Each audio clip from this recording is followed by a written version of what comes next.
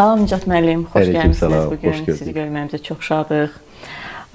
Nicat müəllim, biz deməli layihəyə başlamazdan əvvəl düşündük ki, qonaqlarımıza daha sadə suallar, daha sənətlə bağlı suallar verək. Çünki bu layihə arxivdə qalacaq bir layihə olacaqdır və istəyirik ki, sizin danışdıqlarınız, sizin timsalınızda digər qonaqlarımızın danışdıqları arxivdə qalsın, gələcək nəsillər nələrisə öyrənsin, bu günümüzün, bugünkü mühitimizin vəziyyətini bilsinlər. Ona görə də yəni çalışmışıq ki, sizə uyğun, sizə rahat suallar ünvanlayaq. Birinci sualımı onunla başlamaq istəyirəm ki, siz bu teatra aktyor kimi gəlmisiniz, fəaliyyətə başlamısınız və bir müddət keçəndən sonra rejissor ehtiyacı yarandığından sizə əsərlər təklif olunub, tamaşalar qoymusunuz və artıq bu, belə deyək də, yüksəldikcə siz daha ciddi əsərlərə müraciət eləmisiniz. Səhv etmirəmsə 50-dən artıq səhnə işiniz var və bu yaxınlarda siz deməli Moskvada rejissorluq sənəti üzrə bitirdiniz.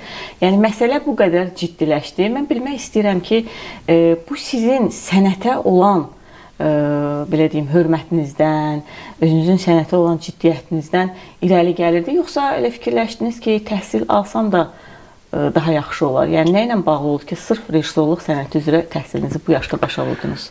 Samira xanım, bu layihəyə görə təşəkkür edirəm sizə, dəvətə görə təşəkkür edirəm. Və dediyiniz kimi, əgər bu arxivdə qalacaqsa və gələcək nəsillər bizi bu yoldan tanıyacaqsa, nə xoş bizim halımıza.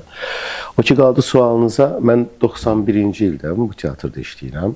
Əvvəl aktyor kimi işləmişəm. Amma 96-cı ildə, daha doğrusu, 96-da, 96-da bir balaca belə bir pauz oldu. Mən teatrdan getdim və qaydanda adi bir belə alındı ki, rejissorluqla başladım artıq. Çünki şərt qoydular ki, yox, nə bilim, o alınmaz, bu alınmaz filan. Dedim, onu icazə verin, tamaşa hazırlayayım. Xoşunuza gəlsə tamaşanı da götürün məni də və 5 gündən sonra tamaşa artıq hazır idi. Mən birinci tamaşanı 5 gün hazırlamışam.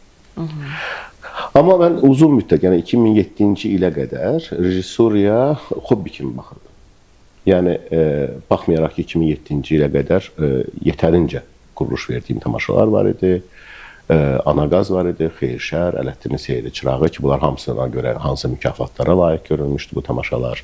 Anaqaz tamaşası Moskvada dərs vəsaiti kimi saxlanılırdı, Pantaym Assosiasiyasının arxivində.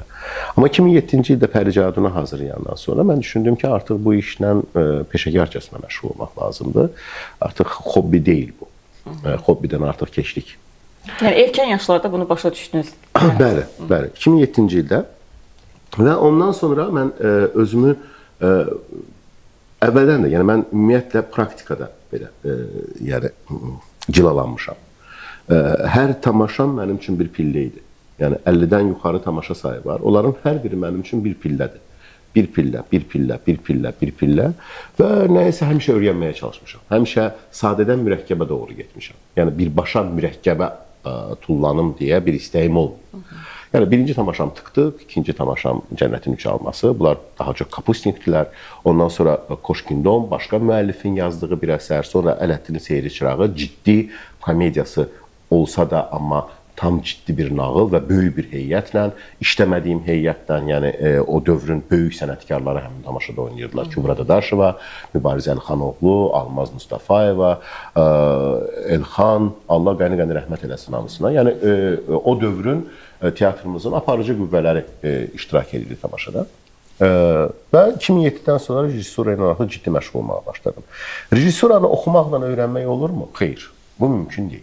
Rejissuranı oxumaqla öyrənmək mümkün deyil. Ya rejissor var, ya yoxdur. Ya Allah bunu verir, ya verməyib.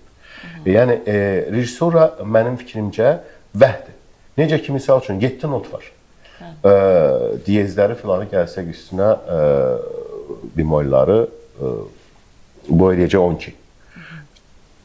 Hər birimi bəstəkar Fikrət Əmirovun kapriçosunu yarada bilər bu 7 notla? Yox. Və yaxud da Şılkunçik əsərini yaratmaqdan ötürü Çaykovski bu 7 notdan necə istifadə edib? Yəni, burada Allahdan gələn bir vəhy yoxdursa, o alınmayacaq. Yəni, bir əsərə rejissor müxtəlif rejissorlar müxtəlif cür baxa bilərlər və bu baxış bucağı artıq sənin şəxsiyyətindən və Allahın verdiyi vergidən asılıdır. Sən baxa bilirsən ya baxa bilmirsən. O ki qaldı təhsilə. Sözün açığı belə bir söz gəzirdi. Kimlərsə deyirdi ki, Nicat rejissor deyil, çünki aktyorluğu qurtarıb. Amma gəlin baxaq. Aktyorluğu qutaran böyük rejissorlar, mən özüm onların siyasına özüm böyük rejissor demirəm. Amma Azərbaycan civarını götürsək, Vaqif İbrahimoğlu, Allah qəni rəhmət eləsin, rejissorluqdan, aktyorluqdan gəlib. Hüseyn Ağa Təkişiyev, canım sizə desin, Mehdi Məmmədov özü, Bəxtiyar Xanızadə bugünkülərdən. Yəni, mən bu sayı artıra bilərəm, yəni əksəriyyəti məhz aktyorluqdan gəlirlər. Dünya kinosuna baxaq, dünya teatrına baxaq.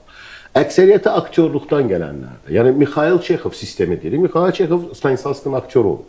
Merxot deyirik, Stanislavskinin aktyoru olub. Yəni, bunlar hamısı aktyorluqdan gələn insanlardılar ki, Stanislavski özü aktyor kimi də iştirak edir. Bu gəlib mənə çatanda oldu ki, yox, o diplomlandır. Diplomdan deyil. Mən də sözün açıq bir balaca belə məndə pəs etmək deyilən bir şey yoxdur. Mən mübariz insanam. Yəni, yaxşı, yoxdur, olar. Və bəxtimdən elə gətirdi ki, mən Rusiyanın ən öndə gedən universitetlərindən birindən mədəniyyət sahəsi üzrə, teatr sahəsi üzrə, teatr sənətləri ali məktəbinə qəbul oldum. Raykinin. Bir illik bu ixtisas dəyişmədi. Yəni, əlavə ixtisas təhsilidir, ixtisas dəyişmə yox, əlavə ixtisas təhsili. Yəni, rejissor diplomunu aldım, müdafiəmi etdim və xoşbəxtəm ki, məhz Raykinin məktəbinə düşdüm, məhz mənim sənət müəllimim, kurs rəhbərim orada Lomkin oldu, Yakov Sergeyeviç. Mən Aleksandrla tanış oldum, mən Olga ilə tanış oldum və Satirkonun bir-birindən maraqlı, onlarla tamaşasına baxmaq imkanım oldu. Rusiyada teatr aləmində nələr baş verir, onlar nədən razıdır, nədən narazıdır, inkişaf hara doğru gedir, teatr necə... Və nə verdi mənə bu təhsil? İlk növbədə bu təhsil mənə verdi özünə güvən. Ki, mən kimsə bəyənə bilər, kimsə bəyənməyə bilər, bu ayrı söhbətdir. Amma mən tamaşalarımı düz yoldayam, yəni düz işləyirəm. Düz baxış bucağım var. Və müəllimlər mənə orada deyirdilər ki, biz sizdən çox şey öyrənirik. Çünki mənim yaşım onlardan çox idi, əksəriyyətimdən. Təcrübəm çoxdur. Biz sizdən nəyisə öyrənirik. Birinci növbədə öz güvənim artdı. Və bəzi şeylər var idi ki, yeniliklər var, filan var. Misal üçün, yeniliklərdən biri mən sizə deyim, misal üçün, aktyor psixologiyası deyə təzə bir sistem yaradır. O kitab məndə var, alıb gətirmişəm və biz o dərsi keçəndə, aktyor psixologiyası dərsini keçəndə mən heç nə demədim. Yəni demədim ki, mən bu işlə məşğul olmuşam artıq. Amma 2007-ci ildə mən Səmin Pəricadını mən o üslubdan hazırlamışdım. Yəni Stanislavski ilə yox, Merxotla yox, hansısa teatr sisteminə yox, məhz Freyd fəlsəfəsi ilə həll etmişdim tamaşanı. Və bugün Rusiyada artıq bu kitab halında çıxır. Amma 2007-də biz artıq bunu eləmişik. Yəni, yenə deyirəm, bu da sənin düzgün yolda olduğunu, rejissor bir balaca zamanı qabaqlamağı bacarmalıdır. Yəni, əgər bunu bacarmışıqsa, nə xoş bizim halımıza. Yəni, belə. Və bəzi şeylər var idi ki, sırf yazı pozu işi ilə bağlı. Misal üçün, çox maraqlı dərslər keçirdim. Mənim üçün çox maraqlı idi. Bir an dönüb 18 yaşında oğlan oldum ki, belə, yəni, gənc tələbə, öyrənmək həvəsi ilə alışıb yanan bir tələbə. Yəni, pyesin necə yazılması, yəni orada çox maraqlı fənlər var idi. Və yaxud da pyesin necə təhlil olunması filan, hansı üsullarla Tavstanoğa görə bu necə olmalıdır və yaxud da başqa bir rejissora görə necə olmalıdır, bunların bir-birinə müqayisəsi filan. Yəni bunları da öyrənmək şansım oldu. Və həddən artıq çox əsər oxudum, çünki hər gün biz yeni bir əsəri təhlil edirdik və hər gün mən təzə bir əsərlə gəlməliydim. Və bunların özü, o dinamikada olmaq, yəni yaşın bu yaş olmasına baxmayaraq, yenə də deyirəm, o gənclik şövqü ilə Gündə 3 saat yuxu yata bilirdim cəmisi. Çünki vaxt olmurdu. Səhərdən saat 10-dan axşam saat 10-a qədər dərs, metroda 2 saat yol, o yana 2 saat əks tərəfə və o metroda olduğum vaxtda da oxu, səhərki dərsə hazırlaş filan. Yəni bu tərəfdən mənim üçün çox maraqlı bir təcrübə oldu və nəhayət diplom tamaşasını hazırladım. Hamımıza tapşırmışlar Şukşinin hekayələrini götürmə. Mən imtahan hekayəsini götürmüşdüm. Sağ olsun Rus dram teatrının aktyorları Firdovsi Atakişiyev, əməkdar artist, sonra cavan bir oğlan var onlarda o, sonra mənim dostum Şəhriyar İmanov Tarzən. Onlarla bir tamaşa hazırladıq və elə bizim səhnəmizdə çəkdik. Tamaşa çox yüksək qiymət aldı orada. Yəni ən yüksək qiymət aldı tamaşa orada. Və eyni zamanda təhlil, yəni yazılı olaraq Radzinskinin Neron və Seneca dövrünün teatrı piyesini götürmüşdüm. Ona təhlil, o da yəni ki, min şükür ki, çox yaxşı oldu. Və bundan sonra da düşünürəm ki, imkan olduqca, yəni burada həm maddi imkan var, həm zaman imkanı var. Bunlar olduqca əslində arada bir o Moskva ilə əlaqələri kəsməmək və gedib nələrsə öyrənmək. Çox istəyərdim ki, onlar gəlib bizim aktyorlara burada ustad dərsləri desinlər, heç olmasa bir 10 gün, bir həftə, 10 gün bu teatrımızın inkişafı üçün də çox xeyirli olar. Nicat müəllim, belə aktyorlardan söz düşmüşkən, mənim yadıma gəlir ki, bir dəfə sizinlə hansısa tamaşanın müzakirəsini edirdik ümumi və yadıma gəlir ki, siz belə bir ifadə işlətdiniz ki, mən bu obraz üçün aktrisa tapa bilmirəm. Yoxdur belə bir aktrisa. Təxmini indi tamaşa hansıdır yadımdan çıxıbdır. Ümumiyyətlə, rejissorluq həyatında doğrudan da aktrisa, aktyor tapmaq olmur bəzən. Bilirsiniz, o görmədən asılıdır. Ola bilər ki, hər hansı bir başqa bir rejissor aktyor tapır. Yəni, onun düşüncəsində olan həmin obraz filan kəsdir. Hərdən olur ki, sənin beynində o qədər dəqiq görürsən ki, obrazı və deyirsən ki, yox, bu bizim teatrda yoxdur bu. Ona görə yox ki, bizim teatrın aktyorları və yaxud da aktrisaları zəifdir. Xeyr. Sadəcə, mənim gördüyüm indi, mənə lazım olan o deyil. Bilirsiniz, siz evdə gündəlik yemək hazırlayırsınız. Aydın məsələdir ki, o inqridiyentlər ki, bütün yeməklərdə istifadə olunur, bu evdə, hər bir evdə var. Yağdır, tutalım ki, soğandır, kartofdur, ətdir, bunlar var. Amma birdən elə bir egzotik yemək hazırlamaq istəyirsiniz ki, ona lazım olan hər hansı bir ingredient yoxdur sizin evinizdə bu anda. Və onu gedib hardansa götürüb almaq lazım, gətirmək lazım. Başqa bir yerdən. Bax, ona bənzəyir. O demək deyil ki, misal üçün, Pəricadu tamaşasında Kəmalə Müzəffər oynayır Pərini. Bəli, bu Kəmalə Müzəffərin rolüdür. Yəni, başqa birisi mənim ağlıma gəlmir sadəcə. Başqa bir rejissor götürüb Pəricadu hazırlayar, o ki, Kəmalə Müzəffər tərəfə getməzdi heç. Ki, o başqa birini görür.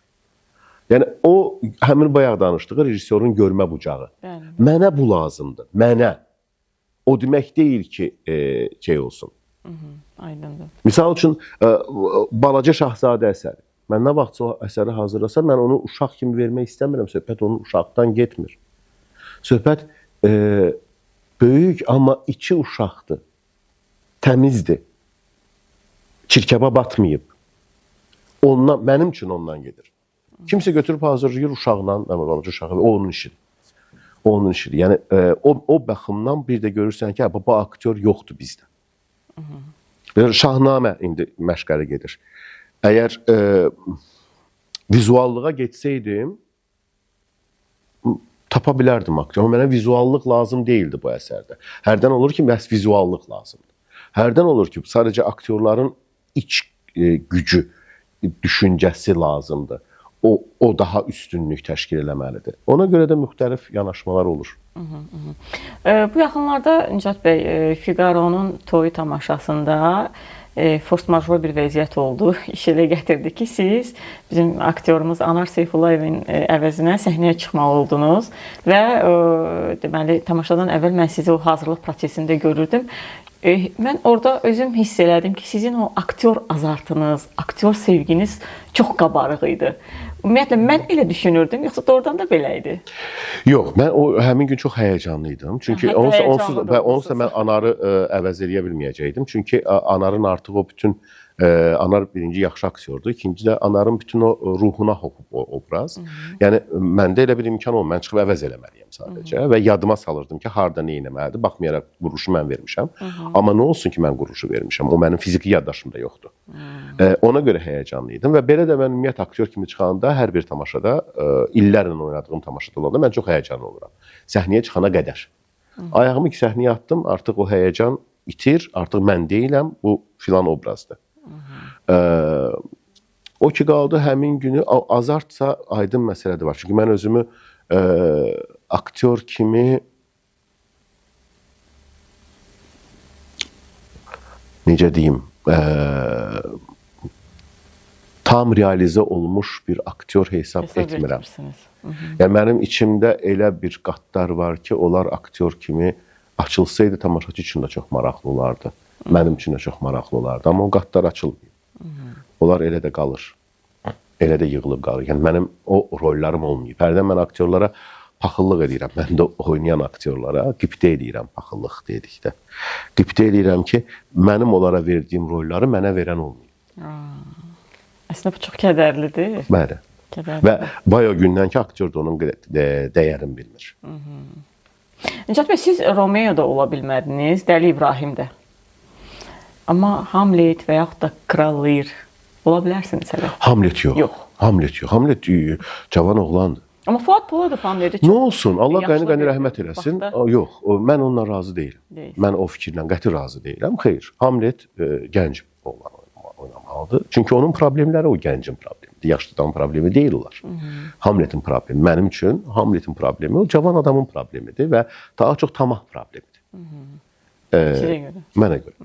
Yəni, mən nə vaxtsa Hamlet hazırlasam, yəni ki, o tərəfi o raqsdan verəcəm belə. Ümumiyyətlə fikriniz ola bilər, bilmirəm. Hələ ki, belə. Amma Kral Lear, istəyirsiniz. Kral Lear istəyirəm. Mən 3-cü Richard istəyirdim, Kral Lear istəyirdim. İndi də rollar var ki, misal üçün. İndi bu Şahnamədə Elnur Kərimovdan dubloruq. Düşünürəm ki, hələ səhnəyə çıxmamışam özüm. Amma düşünürəm ki, orada da balaca bir nəsə bir qığılcım verə biləcəm o işdə olandan. Çünki orada da vəziyyət çox maraqlı vəziyyətdir, çox gərgin vəziyyətdir. Belə, yəni ola bilər inşallah. Nicat bəy, siz indi dediniz, sizin özünüzün quruluş verdiyiniz tamaşalarda da siz iştirak edirsiniz. Misal üçün Qağayda, Leyli və Məcnunda. Həmin o dediyiniz qatlara özünüz bir müəllif olaraq, rejissor olaraq özünüz o qatlara enə bilmisiniz, yoxsa çəkinmisiniz? Düzgün verə bilməməkdən və yaxud da biraz insan özünə yanaşanda fərqli yanaşır. Samira xanım, öz tamaşalarımda elədi ki, misal üçün Leyli və Məcnunda ata. Mən misal üçün o rolu çox sevirəm. Amma gəlin belə deyək də, mən rolu çox sevirəm. Çox bəyəndiyim, çox sevdiyim roldür və düşünürəm ki, pis ifa eləmirəm rol. Mənim oğlum belə olsaydı, mən necə olardım? Yəni, hansı hissləri keçirərdim? Məndən asılı olmur orada gözlərimdə olmağa. Yəni, mən onu texnika ilə eləmirəm. Ki, texnika ilə ağlayım, yox, belə şey yoxdur. Amma gəlin razılaşaq ki, o obraz Richard deyil. Neron deyil. Yəni, mən Neronda özümü başqa tərəflərdən göstərə bilərdim. Mən sərhədsiz bir oyun nümayiş etdirə bilərdim. Və yaxud da Trigorin. Mən Trigorini də sevirəm, amma başqadır. O da bir başqadır. O da bir başqa tərəfidir. Mən əslində Trigorini özümə bənzədirəm. Baxmayaraq ki, mən Trigorini nədiyi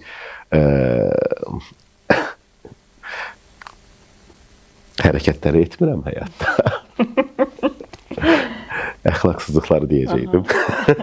Onları etmirəm həyatda, amma hardasa Trigorin mənə bənzəyir. Bənzəyir mənə. Mənim fikrimcə. Yəqin ki, o yaradıcı xüsusiyyətləri ilə daha çox. Bilirsiniz necədir? Hər dəfə özünü sübut eləməyə bilirsiniz necədir? Biz özümüzü onsuz da özümüzə sübut edirik. Amma mən Samira xanıma özümü sübut eləməli deyiləm. Bu yaşda. Yəni, gənc vaxtı başa düşdüm. İndi mən niyə kiməsə özümü sübut eləməyə çalışmalıyam. Bu ağırdır əslində. Çox ağır, çox ağırlı bir şeydir və yalnız sənəti sevərək o işlə məşğul olanlar. Sadəcə mən başqa bir işlə məşğul ola bilmirəm. Yoxsa çoxdan çıxıb gedərdim. Əlimdən başqa iş gəlmir. Yəni, neyniyəcəm? Amma o Triqorinin o dərdi. Vaxtı ilə deyirdilər bizə ki, siz hələ gəncsiniz. Sən elə cavansan, cavansan. Yaşlısan. Bəs mənim həyatımdan söhbət gedir. Bu necə oldu? Belə uçdu getdi, belə. Zaten bizim nəsil çox pis vaxta düşdü də, 90'lar. İtirilmiş dövrə düşdü.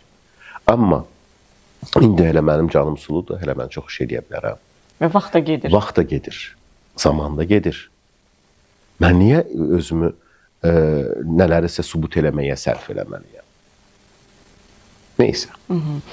Elə o obrazlardan, əsərlərdən söz düşmüşkən, Nicat bəy, siz özünüz də məndən yaxşı bilirsiniz ki, ümumiyyətlə, insan dünyaya gəldiyi gündən dünyanın fani olduğunu, həyatın əbədi olmadığını bilir. Kimlərsə bunu şuuraltı dərk edir. Amma yaradıcı insanlar bunu daha rahat qəbul edirlər və tez dərk edirlər ki, biz gedərik, ona görə də can atırlar, nələrsə böyük əsərlər yaratsınlar filan. Misal üçün, mən bunu İskəndərnamə əsərində çox gözəl hiss etmişəm, Konçkotda çox gözəl hiss etmişəm. Mənim üçün maraqlı, çünki siz də böyük yazıçıların əsərlərinə müraciət etmişsiniz, Çexovdur, Füzulidir. Mənim üçün çox maraqlıdır ki, siz özünüz bax bu faniliyi, dünyanın belə deyək də insan üçün 5 günlük olduğunu hansı əsərdə daha yaxşı hiss etmisiniz və müəlliflə həmfikir olmusunuz ki, müəllif düz deyir, həyat doğrudan da qısadır, bizdən bu dünyaya heç nə qalmayacaq.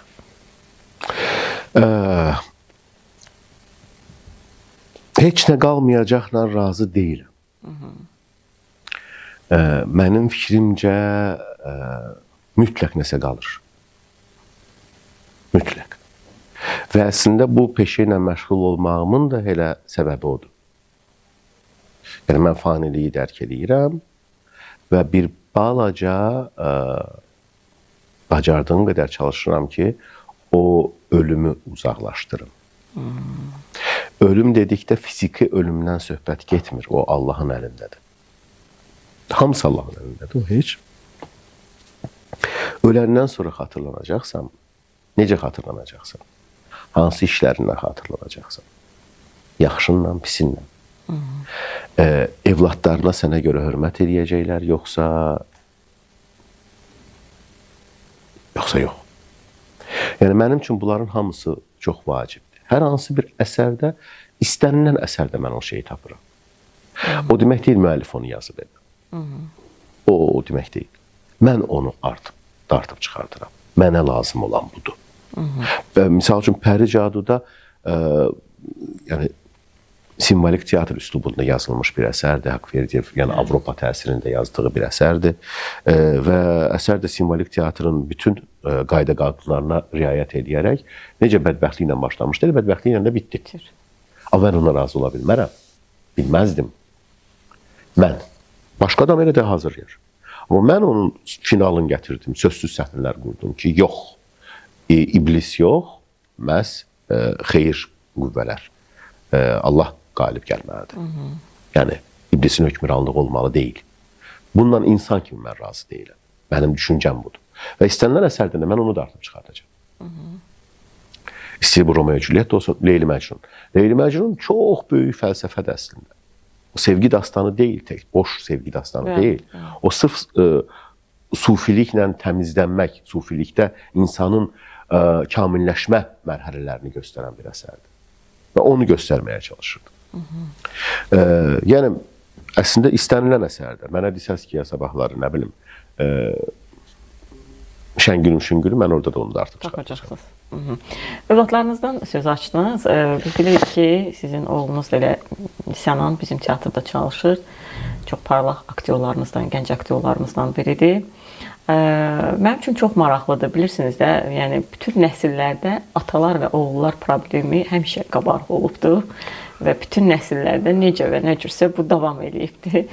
Çox maraqlıdır. İkiniz də eyni sənətdə, eyni teatrda fəaliyyət göstərirsiniz. Bu problem sizdən yan keçib atalar və oğullar münasibəti, yoxsa Hardasa toqquşursunuz, həm yaradıcı insan kimi, həm ata-oğul kimi. Yox, xırdapara nəsə aydın məsələdir, hər yerdə olur. Mən deyim ki, ümumiyyətlə yoxdur. Çünki mən bilirəm ki, siz onun aktyor olmağını da O istəmirdim, amma indi olub, yəni də artıq məndən keçdi də, olub. Aktyor olub və Mirsənam yaxşı aktyordur, pis aktyor deyil. Yəni mən başqa aktyorlara necə baxıramsa, ona da eynən baxıram. Başqa aktyorlara hansı belə deyək də nöqsanlarını tutub deyirəmsə, ona da eyni cürə deyirəm. Məşq prosesində ondan da narazı qaldığım və onun da üstünə səsimi qaldırdığım və ya neysə dediyim olur. Amma bu məşq prosesidir. Yetər ki, nəticə yaxşı olsun. Nəticə yaxşı olanda istər oğlum olsun, istər digər aktyor olsun, heç kəs deməyəcək ki, bunu rejissor da artıb çıxartdı, rejissor başa saldı. Hamı deyir, aktyor, bravo, aktyor nə gözəl oynadı, əla. Əgər bir balaca zəifliyorsa, rejissor işləyə bilməyiblər. Rejissor deyil axı. Yəni, baxın, ona görə də əslində Sənan çox yaxşı aktyordur və o energetika ki, onda var, səhnədə yəni səhnə görünüşü də yaxşıdır, o energetikası da yaxşıdır filandır və düşünürəm ki, hələ peşəkarlıq biraz da öz işini görəcək və Sənan çox yaxşı bir aktyor olacaq. Və sənətə sevgisi də var. Böyük sevgisi var. O özü gəl. Yəni ki, yenə deyirəm, mən istəmirdim, bayaq siz dediniz, mən istəmirdim, o özünün seçdiyi yoldur. Aydındır. İnşaat bəy, bax, uzun illərdir də bu teatrda işləyirsiniz. Belə deyək, hər daşına, hər divarına bələd, hər aktyoruna bələdsiniz. Ümumiyyətlə, gənc Azərbaycan Dövlət Milli Gənc Tamaşaçılar Teatrını necə xarakterizə edərdiniz? Bütün heyəti ilə birlikdə, tamaşaları ilə, tarixi ilə. Azərbaycan Dövlət Milli Gənc Tamaşaçılar Teatrı istər bunu qəbul etsinlər, istər qəbul etməsinlər. Azərbaycan teatrının bayraqdarıdır. Azərbaycan teatrının əksər yeniliklər məhz bu teatrda baş verir həmişə. Əksər böyük aktyorlar məhz fəaliyyətlərinə bu teatrda başlayıblar. Əksər novatorluqlar, əksər yeniliklər məhz bu teatrda baş verir. Yəni, misal da gətirə bilərəm. Pantomim teatrı bu teatrda yaranır. Bugün gördüyümüz teatr üslubu 90'larda bizi topa tuturdular ki, bu nə deyirlər filan. Bu günləri bir çox rejissorlar, bir çox teatrlar məhz onu. Yəni, bu teatr, yenə deyirəm, mənim üçün Gənc Tamaşaçılar Teatrı Azərbaycan teatr sənətinin mayakıdır, bayraqdarıdır, o istiqamət verənidir. Baxmayaraq ki, biz ana teatr deyilik. Ana teatr Akademik Milli Dram Teatrıdır. Orada mənim üçün çox doğmadır, əzizdir. Amma bütün yeniliklər, əksər yeniliklər məhz bu teatrda baş verir hər zaman. Və onların əksəriyyətinin də şahidi mən özüm olmuşam. Çox gözəl. Nicat bəy, mən sizə dindarsınız sualını verməyəcəm. Çünki yaradıcı insanlar üçün biraz bu sualı özüm sevmirəm. Amma başqa bir sual ünvanlamaq istəyirəm. Məşhur Rus rejissoru Andrey Tarkovskinin gündəliklərini oxuyarkən deməli, anası dünyasını dəyişən gün Tarkovski orada yazır ki, Tanrı bugün əlini mənim başımın üzərindən çəkdi. Ümumiyyətlə, onun dinlə, Allahla bağlı başqa fikirləri də var. Mən o fikri çox sevirəm, o ifadəni çox sevirəm ki, yaradıcı insan bunu hiss edə bilibdir. Mənə maraqlıdır, yaradıcı insan kimi siz nə zamansa həmin o Tanrının əlini öz başınızın üzərindən çəkildiyini hiss etmisinizmi? Olubmu ümumiyyətlə həyatınızda belə məqamlar? O olubsa da çox səhv fikir olub. Mən düşünürəm ki, Allah heç vaxt əlini bizim üzərimizdən götürmür. Mən Allah'a çox inanıram və nə baş verirsə əslində yaxşılığa baş verir. Ən pis şeylər verir. Həmin an biz onu başa düşmürük. Həmin an biz narazılıq edirik, asilik edirik. Niyə bu məndən oldu? Niyə mənim başıma bu gəldi? Niyə mənim valideynim dünyasını dəyişdi? Niyə mənə filan mükafatı vermədilər? Niyə mən filan vəzifədə deyiləm? Deməli, xeyrisi budur. Zaman keçir, vaxt keçir, görürsən, nə yaxşı belə oldu. Nə yaxşı belə oldu. Yəni, hər bir şərdə bir xeyir var. Və mən Allahın taleyimə yazdığı, ömrümə yazdığı hər şeyə şükür edirəm. Yaxşıya da, pisə də. Aydındır. Bilmirəm sualın cavabım necə. Amma yəni mən bir də düşünürəm. Mən əslində və düşünürəm ki, elədiyim, qurduğum tamaşalar da hər biri əslində Allah yolunda bir işdir. Əgər mən tamaşaçılarıma yaxşı ilə pisi göstərə bilirəmsə, əgər mən tamaşaçılarıma hansı seçimlərin olduğunu göstərə bilirəmsə, onları düzgün yola dəvət edə bilirəmsə, bu elə Allah yolunda iş görməkdir. Nicat bəy, hazırda bayaq özünüz bir neçə dəfə söz açdınız.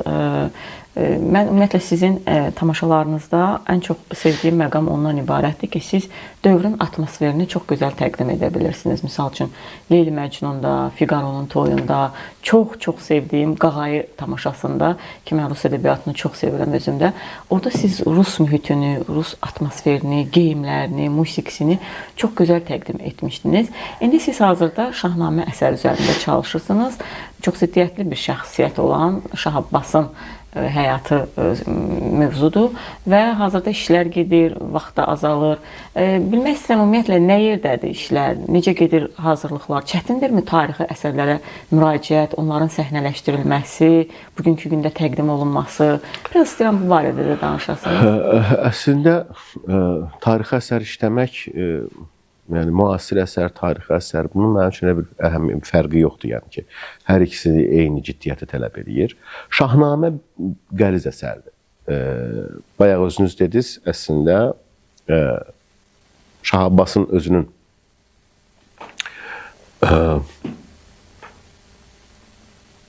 qəliz insan olması, portretinin özünün qəliz insan olması və bir də mən tamaşaya ənənəvi teatr üslubunda yanaşmaq istəmədim. Yəni, tamaşaçı gəlib, bəli, tarixi hadisələri görəcək, tarixi faktları eşidəcək, görəcək. Amma müasir teatr dili ilə. Misal üçün, geyimlər dediniz, burada bu dəfə biz o geyimlərə birbaşıya getməmişik. Yalnız şahların geyimləri, bizdə 4 Şah Abbas var. Yəni, Şah Abbasın əslində 4 piyesdir. Şahnamə 4 kiçik həcmli piyeslərdir. Şətrənc, 1-ci bölüm, 2-ci bölüm Qan qoxusu, 3-cü bölüm Zindan, 4-cü bölüm Vəliəhd. Və bizdə 1-ci bölümdə Mirsəvan oynayır Şah Abbası, 2-ci bölümdə Niyaz oynayır Şah Abbası, 3-cü bölümdə Elnur Kərimov və mən oynayırıq Şah Abbası və 4-cü bölümdə Qurban İsmailov oynayır Şah Abbası. 4 Şah Abbas və 4 nəvə. Bunların kostyumları dövrün kostyumlarını xatırladacaq, amma qalan geyimlər daha çox şahmat figurunu xatırladacaq. Çünki idarəçilik, hökmranlıq bu şətrənc kimi bir şeydir. Şahmat kimi bir şeydir. Qalib gəlmək üçün qurban verməyi bacarmaq lazımdır. Və bu cümlədən çıxış edərək biz bütün aktyorları qalan 40-dan çox aktyor iştirak edir tamaşada. Onların geyimləri ağ, qara və daha çox şahmat figurlarını xatırlayan geyimlərdir. Ki, səhnədə yəni elə bir şahmat oyunu oynayır ki, Şah Abbas 17 yaşından başlayaraq. O, həmin şahmat oyununun sonunda o böyük Səfəvilər dövlətini bərpa edə bilir. Ki, əslində dövlətçiliyimizin elə bir şanlı səhifəsidir ki, biz bilirik, Şah İsmail Xətai, Allah qəni-qəni rəhmət eləsin, yaratdı bu dövləti, böyük bir dövləti. Sonra Təhmasib qorudu, saxladı, amma Şah Abbasın atasının dövründə, Xudabəndin dövründə dövlət parça-parça oldu, parçalandı. Eyni hadisələr yadınızdadırsa 90-cı illərdə, yəni Heydər Əliyev gələnə qədər baş verirdi Azərbaycanda. Yəni parçalanma, dağılma, hər yerdə bir ağa var, filan var və hansı dövlətçilikdən söhbət gedə bilər ki onda. Və Şah Abbas 17 yaşından başlayaraq taxta çıxır və o xırda-xırda o problemləri aradan qaldıraraq, bəli, böyük qurbanlar verərək, hətta evladlarını belə qurban verərək yenidən Yəni Hindistana qədər, Hindistan belə daxil olmaqla o Səfəviləri yenidən bərpa edir. Yəni düşünürəm ki, vaxt aşırı heç olmasa 2 ildən bir bizim teatrda xüsusən mütləq tarixçiliyimizlə bağlı, şanlı tariximizlə bağlı belə əsərlər hazırlanmalıdır. Və gənc nəsil, mən çox az bir qismi yəqin ki, gedib oturub o tarixi oxuyacaq. Bəli. Amma tamaşanın köməkliyi ilə Gedib oxuya bilər. Gedib oxuya da bilər və tamaşanın özündən də oxumasa belə bir çox şeyləri əxs eləyə bilər, götürə bilər. Mən çox istəyirəm ki, media tarixi haqqında. Yəni əlimdə çox gözəl material da var. Sadəcə onu pyesləşdirmək lazımdır. Yəni media dövləti haqqında mütləq tamaşa olsun. Çox istəyərdim o Bilqamısın dastanı, şu qədim Şumerlərdən başlayaraq elə bir tamaşa olsun bizim teatrda. İldəniz haqqında mütləq yəni bir tamaşa, yəni və bu cürə də Qacar haqqında, yəni bu cürə bizim dövlətçiliyimiz, tariximiz haqqında. Çünki dünən bir maraqlı verilişə baxdım, Özbəkistanda çəkmişdilər. Aparıcı sual verir ki, qonağa, bəs siz nə vaxtdan o türkçülüyü hiss elədiniz içinizdə ki, siz vətən, bu millətçiliyi, türkçülüyü, bu sevgin hardan yarandı? Deyir, mən orta məktəbdə oxuyurdum, Rus dövrü idi, yəni Sovet dövrü idi və tarix müəllimimiz deməli, Əmir Teymurdan söhbət açdı və dedi ki, filan kəsin yerlisi olub, bu cür pis adam olub, filan olub. Mən ağlaya-ağlaya, hamıdır uşaqlar mənə pis baxdılar ki, Əmir Teymur buna bax, onların yerlisidir filandır. Gəldim, babam gördü ki, mən ağlayıram və mənə dedi ki, sən əslində ondan fəxr eləməlisən. Çünki Əmir Teymur onun üçün pis ola bilər. Amma mənim millətim üçün yaxşıdır. Və bizim fəxr edəcəyimiz şəxsiyyətlərimiz həddən artıq çoxdur. Avropanın ədəbiyyatında heç kəsin adı olmayan vaxtda bizdə Nizami var. Yəni. Bizdə Füzuli var, Nəsimi var, Xəqani var, Məhsəti var. Nə bilim, saymaqla qutaran deyil. Saymaqla qutaran deyil. Və mən niyə bundan fəxr eləməli deyiləm? Mən niyə Şah İsmaillə fəxr eləməli deyiləm? Mən niyə Təhmasiblə fəxr eləməli deyiləm? İldənizlə fəxr eləməli deyiləm? Mən niyə Uzun Həsənlə fəxr eləməli deyiləm? Sarı Xatunla fəxr eləməli deyiləm? Tomrislə fəxr eləməli deyiləm. Biz onlardan, belə deyək ki, onları yada salmadıqca, onlardan əl üzdükcə, başqa kimlərsə onlara əl qoyur, götürür özünə ki, mənimdir filandır. Hamı bilir ki, Tomrisin döyüşü bu Araz vadisində olub da. Belə çıxır ki, Tomris bizimdir. Mən demirəm, Qazaxlar film çəkdi, yəni türkçülük bu çox önəmli bir şeydir. Və mənə sərf eləyəni mən tamaşaçıma göstərməliyəm. Mənim millətimə sərf eləyəni mən tamaşaçıma göstərməliyəm. Mən özüm kimi Avropa üçün də maraqlı olacağam. Doğrudur.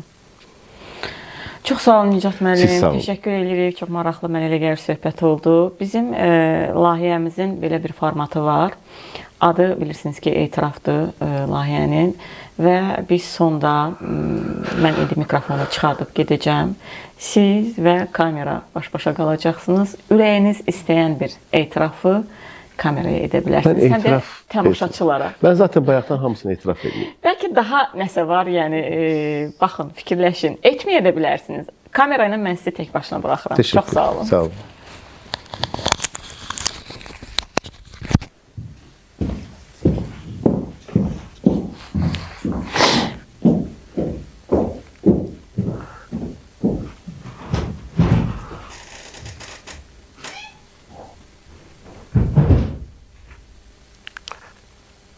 Nəyə etiraf edeyim?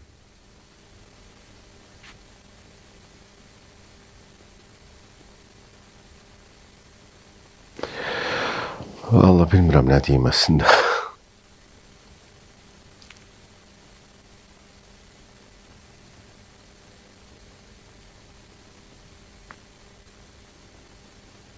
Hərdən əslində sənətlə məşğul olmağıma peşman olurum. Hərdən gəlir gedir. Böyük hallarda, əksəriyyət hallarda yox, amma hərdən olur ki,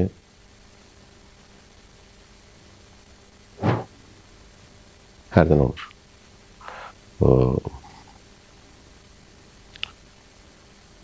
Etdiyin işlərin